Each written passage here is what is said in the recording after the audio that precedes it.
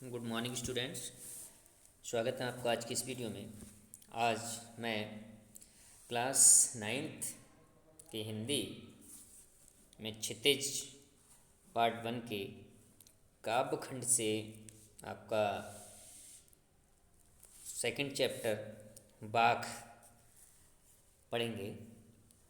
हम इस चैप्टर को पढ़ें और उसको समझें उससे पहले इस चैप्टर के राइटर के बारे में हम जानेंगे, अर्थात इसकी जो लेखिका हैं, इस चैप्टर की राइटर हैं, जो कवयित्री हैं, उनका जीवन परिचय, उनकी रचनाएं, उनके काव्य की विशेषताएं, उनकी भाषा शैली आदि के बारे में जान लें, जिससे कि हमें उनकी भाषा की शैली के बारे में जानकारी हो सके। यहाँ प्रस्तुत जो पाठ है, जो चैप्टर है, उनका बाघ नाम से उनके जो काव्य संकलित है, जो उनकी कविता रूपी जो पद्य संकलित है, जिसे बाघ कहा गया है, उसकी भाषा और उसकी उनके काव्य की विशेषताओं के बारे में तभी हम जान पाएंगे जब हम जीवन परिचय लेखिका का पढ़ेंगे। तो आइए शुरू करते हैं लेखिका का जीवन परिचय। देखिए, ये ललदद्द, ये इसकी जो लेखिका हैं, कवयित्री हैं, वो ललदद्द हैं, इस बाघ चैप्टर की लेखिका। ललदद्द कश्मीरी भाषा की प्रसिद्ध कवयित्री हैं। ये जो है कश्मीरी भाषा की प्रसिद्ध कवयित्री थीं और इनका नाम आधुनिक कश्मीरी भाषा के उन नायकों में अग्रणी माना जाता है। यानी इनका नाम आज की यदि बात करें, आधुनिक कश्मीर की बात करें, तो आधुनिक कश्मीर की जो भाषा के उन्नयकों में, मीन्स उसकी भाषा का जो उन्नयन हुआ है, जो उसका जो भाषा में जो प्रगति हुई है, उसमें इनका नाम अग्रणी माना जाता है। अब इनके जीवन परिचय की यदि बात करें तो ये लोकप्रिय संत कवयित्री ललदद्द का जन्म ये इस तरह की, यहाँ देखिए लोकप्रिय संत इन्हें कहा गया है। तो जिस प्रकार से हिंदी में हमारे कह सकते हैं, हम हिंदी साहित्य में हमने हिंदी भाषा की एक और जो हमारे अन्य अगर महिला कवियों की बात करें तो उसमें मीराबाई, मीरा का नाम भी प्रसिद्ध है, तो वो भी संत की श्रेणी में आती हैं। इसी प्रकार से ये भी लोकप्रिय संत कहलाई हैं। तो लोकप्रिय संत हैं ये, कवयित्री हैं। ललदद्द का जन्म 1320 ईस्वी के लगभग कश्मीर स्थित पामपोर के सिमपुरा गांव में हुआ था। और यानी कश्मीर का आज भी पामपोर वहाँ का एक डिस्ट्रिक्ट है, एक ज़िला है, और उसी का एक गांव है सिमपुरा, वहाँ इनका जन्म हुआ 1320 ईस्वी में। इन्हें अनेक नामों से जाना जाता है। यहाँ इन्हें कश्मीर में अनेक नामों से जाना जाता है, जिनमें इन्हें लला, ललेश्वरी, लल योगेश्वरी, ललारिफा आदि नामों से भी इन्हें जाना जाता है। ये जाति धर्म के भेदभाव पर विश्वास नहीं रखती थी, अर्थात ये जाति और धर्म का जो भेदभाव आज के समाज में जाति प्रथा, इस प्रकार से और धर्म का जो भेदभाव, इस तरह की जो कह सकते हैं हम कुरीतियाँ चल रही हैं, वो इनमें विश्वास नहीं रखती थी। इसीलिए वे धार्मिक आडंबरों का विरोध करती थी। इसीलिए वे धार्मिक आडंबरों का विरोध करती थी और प्रेम को सबसे बड़ा जीवन मूल मानती थी।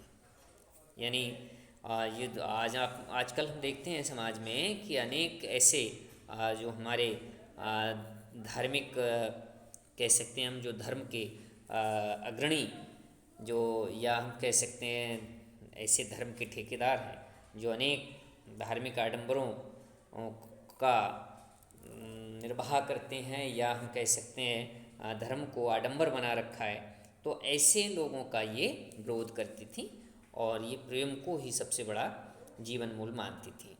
उनकी मृत्यु 1391 में मानी जाती है। यानी इनकी जो मृत्यु हुई वो सन 1391 के आसपास मानी जाती है। तो ये इनके जीवन के बारे में आपने जाना कि इनका जन्म सन 1320 ईस्वी के लगभग हुआ था और इनकी मृत्यु 1391 के आसपास मानी जाती है। अब यदि रचनाओं की बात करें तो इनकी बहुत सारी रचनाओं के बारे में जानकारी नहीं है, केवल रचनाएं इनकी बाख नाम से ही प्रसिद्ध हुई हैं और यहाँ चैप्टर भी इन्हीं का जो दिया है वो भी बाख नाम से ही प्रस्तुत किया गया है। अब यदि इनके काव्यगत विशेषताओं की बात करें तो ललदद्द का अधिकांश साहित्य जो है वो काव्य रूप में है, यानी जिस प्रकार से अनेक कवियों ने कहानी, नाटक, निबंध आदि अनेक विधाओं में लिखा है, गद्य विधाओं में भी लिखा है, काव्य विधाओं में भी लिखा है, लेकिन यहाँ ललदद्द का अधिकांश जो भी साहित्य मिलता है वह सब काव्य रूप में ही है, काव्य रूप में ही इनका अधिकांश साहित्य है। और अपने काव्य में इन्होंने अपने काव्य में हिंदी के भक्तिकालीन कवियों के समान, जिस प्रकार से हिंदी के भक्तिकालीन कवियों हुए हैं उन्हीं के समान इन्होंने भी जाति, धर्म, संप्रदाय आदि के भेदों से ऊपर उठकर ईश्वर की भक्ति पर जोर दिया है। यानी जिस प्रकार से हमारे हिंदी साहित्य में अनेक ऐसे भक्तिकालीन कवि हुए हैं जिन्होंने जाति अपनी कविताओं में जाति, धर्म, संप्रदाय का विरोध किया है, या हम कह सकते हैं उससे ऊपर उठकर ईश्वर की भक्ति पर जोर दिया है, उसी प्रकार से इन्होंने भी अपने काव्य में ऐसी ईश्वर भक्ति पर जोर दिया है। उनके काव्य हम कह सकते हैं जिस प्रकार से अन्य कवियों ने किया है ऐसा ही वही निर्वाह इन्होंने भी किया है। उनके काव्य में धार्मिक आडंबरों का विरोध और मानव प्रेम को सर्वोच्च स्थान दिया गया है। इन्होंने अपनी वाणी में जीवन की नश्वरता और ईश्वर की अमरता का गायन करते हुए प्रभु भक्ति पर विशेष बल दिया है। उन्होंने जीवन में कह सकते हैं उन्होंने जीवन में संभाव अपनाने की प्रेरणा सभी मानवों को दी है। देखिए जिस प्रकार से इन्होंने कह सकते हैं हम इस बात पर जोर दिया है अपनी वाणी में, अपने वाणी के माध्यम से, अपने काव्य में कि जीवन क्या है, नश्वर है। जीवन क्या है, नश्वर है, क्योंकि कोई भी प्राणी या इस संसार में जो उत्पन्न हुई है या जो जन्म लेती है वो एक दिन उसका नाश अवश्य होता है। तो इसीलिए जीवन को इन्होंने नश्वर माना है और ईश्वर की अमरता का, यानी ईश्वर जो है वो अमर है, इसका इन्होंने गायन करते हुए प्रभु की भक्ति पर, इसीलिए उस ईश्वर की हमें भक्ति करनी चाहिए, इस पर इन्होंने बल दिया है। और उन्होंने मनुष्य को अपने जीवन में संभाव अपनाने की प्रेरणा दी है। संभाव का मतलब है समान भाव, अर्थात कुछ आपने देखा होगा कि अनेक ऐसे लोग होते हैं जो किसी एक धर्म को, या हम कह सकते हैं किसी एक ही विधा को बहुत पारंगत हो जाते हैं उसमें, या उनमें अहम आ जाता है और दूसरे को तुच्छ समझने लगते हैं, उसको छोटा समझने लगते हैं। तो इसीलिए लेखिका ने मनुष्य को जीवन में संभाव यानी समान भाव अपनाने की प्रेरणा दी है, सभी मानवों को दी है। यानी हमें हमेशा समान भाव रखना चाहिए, कभी भी अहम नहीं करना चाहिए, अहंकार नहीं होना चाहिए, अर्थात हमें समान भाव रखना चाहिए। तो ये इनके काव्य की विशेषताएं हैं। और साथ में इन्होंने ललदद्द के बाखों में उनकी विचारधारा की स्पष्ट अभिव्यक्ति भी सुनाई पड़ती है। अब हम इनके यदि भाषा शैली की बात करें तो देखिए भाषा शैली में इनके ललदद्द अपने बाखों के लिए प्रसिद्ध हैं। यानी जो कवित्री हैं ललदद्द, ये बाखों की, जैसा कि यहाँ चैप्टर का भी नाम बाख है, और इनका जो भी काव्य, इन्होंने जो भी कविता के रूप में जो साहित्य लिखा है वो बाख नाम से प्रसिद्ध है, बाखों के लिए प्रसिद्ध है। जिस प्रकार से अनेक कवियों ने हमारे हिंदी में चौपाई, छंद, दोहा, सोरठा आदि शैली में लिखा है काव्य की, उसी प्रकार इन्होंने बाखों के लिए प्रसिद्ध है ये। तो ये बाख के लिए प्रसिद्ध हैं और उनकी काव्य शैली को बाख कहा जाता है, इसीलिए इनकी काव्य शैली को बाख कहा जाता है। उनकी भाषा लोक जीवन से प्रेरित है। देखिए इनकी जो भाषा है वो लोक जीवन से, यानी जो हमारा कह सकते हैं हम स्थानीय लोगों की जो भाषा है वह उनके जीवन से प्रेरित है। अतः इसीलिए इनके जो कह सकते हैं इनके काव्य में या इनकी जो काव्य की भाषा है उसमें ना पंडिताऊ संस्कृत भाषा का दबाव है और ना ही दरबारी फारसी का, बल्कि उनकी जो बाखों में जनता की सरल भाषा का प्रयोग हुआ है। अर्थात कह सकते हैं क्योंकि इनकी जो बाख जो काव्य है उसमें ना तो पंडिताऊ संस्कृत भाषा का दबाव है और ना ही दरबारी फारसी का, बल्कि इन्होंने बाखों में जनता की सरल भाषा यानी जनता द्वारा जो भाषा प्रयोग की जाती है, जो शब्द प्रचलित हैं, जो भाषा जो लैंग्वेज बोली जाती है, उसी भाषा को इन्होंने अपने काव्य में प्रयोग किया है। और यदि आधुनिक कश्मीरी भाषा की बात करें तो वे आधुनिक कश्मीरी भाषा का स्तंभ मानी जाती हैं और अपनी भाषा और शैली की स्वाभाविक प्रकृति के कारण आज भी कश्मीरी जनता की स्मृति और वाणी में वह जीवित है। यदि आज के दौर की बात करें, आधुनिक कश्मीरी जो भाषा बोली जाती है वो एक उसका एक स्तंभ, उसका एक आधार मानी जाती हैं और वे अपनी भाषा और शैली की स्वाभाविक प्रकृति के कारण आज भी कश्मीरी जनता की यानी वर्तमान समय में भी कश्मीरी जनता की स्मृति उनकी यादों में और उनकी वाणी में, उनकी बोली में आज भी जीवित हैं। अब यहाँ अगर हम प्रस्तुत पाठ की बात करें तो ये देखिए हमने अभी जो पढ़ा, इनका जीवन परिचय पढ़ा, हमने उनकी काव्य की विशेषताएं जानी, उनकी भाषा की शैली के बारे में जाना। अब हम यदि बात करें प्रस्तुत यहाँ जो चैप्टर है बाख, इसमें कवयित्री ने किस बात पर जोर दिया है या अपने बाखों में क्या मैसेज देने का प्रयास किया है या हम कह सकते हैं उनमें क्या सार छिपा है। तो प्रस्तुत जो बाख हैं तो उनमें कवयित्री ये अनुभव करती है कि जीवन जो है वो क्षणभंगुर है, यानी जीवन क्या है, क्षणभंगुर है, यानी इसका कब पता नहीं किस क्षण ये खत्म हो जाए। तो इसीलिए क्षणभंगुर है और कड़े प्रयास के यानी बहुत अधिक प्रयास के बाद भी ईश्वर से साक्षात्कार नहीं हो पा रहा है, यानी कवयित्री बहुत कड़े प्रयास कर रही है, बहुत ही कह सकते हैं मजबूत कठिन प्रयास कर रही है, उसके बाद भी ईश्वर से साक्षात्कार नहीं हो पा रहा है, यानी ईश्वर से कह सकते हैं हम सामना नहीं हो पा रहा है, उससे साक्षात्कार यानी बातचीत नहीं हो पा रही है। अपने प्रयासों की उसने जो कठिन प्रयास किए हैं उन वो व्यर्थता पर चिंतित हैं, यानी वो व्यर्थ जा रहे हैं, उस बात को लेकर वो चिंतित हैं और इसीलिए उनके हृदय में कवयित्री के हृदय में यानी जो प्रयास किया है इसलिए उसके हृदय में प्रभु से मिलने की एक तड़प जो है वो देखने को मिलती है।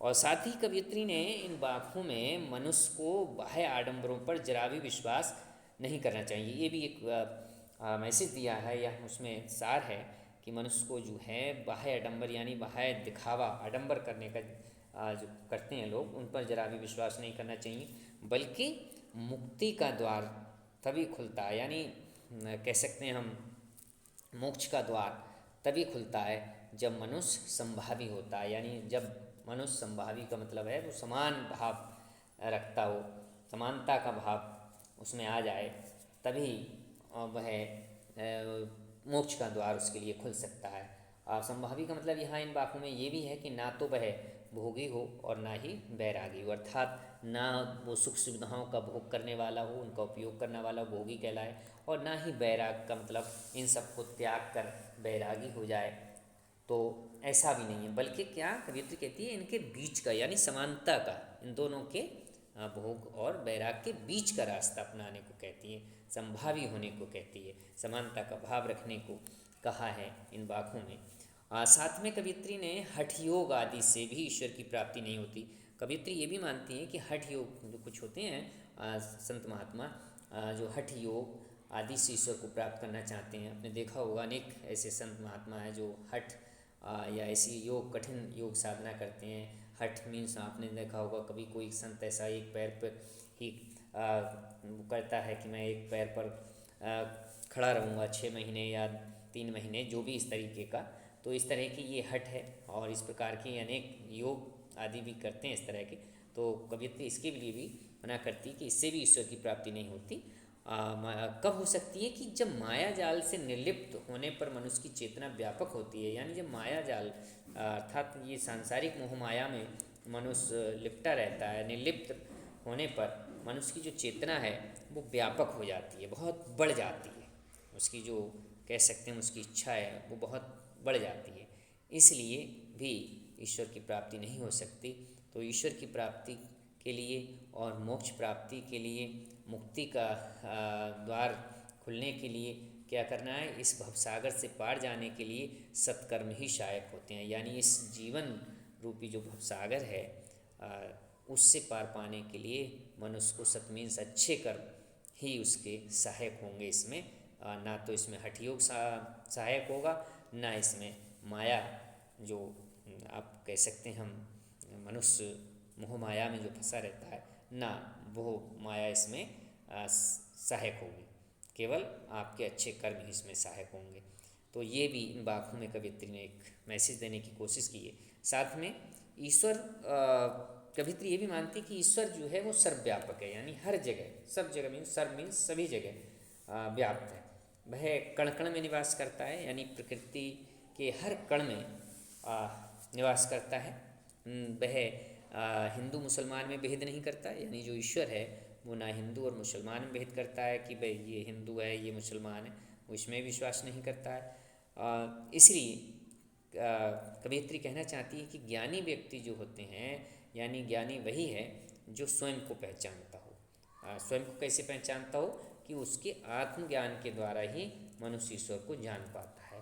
तो अर्थात हम कह सकते हैं कि आत्मज्ञान क्या है, कि जो व्यक्ति वो मनुष्य ये जान जाते हैं कि ईश्वर जो है उनके हृदय में स्वतः विराजमान है, या कह सकते हैं हम हमेशा विराजमान रहता है हर आत्मा में, उस परमात्मा का ही निवास है। तो जो ये जान लेता है, जो ये पहचान लेता है अपने आत्मज्ञान को, अपने आत्मा के ज्ञान को, उसी के द्वारा वो मनुष्य ईश्वर को भी जान पाता है। तो इस तरह से ये मैंने जो इसका एक संक्षेप इस चैप्टर का इन बाखों में जो कवियत्री ने लिखा है उनका जो मैसेज था, उसका जो एक सार था, वो मैंने आपको बता दिया। आशा करता हूँ कि आपने इनको अच्छे से कंठस्थ कर लिया होगा। ध्यान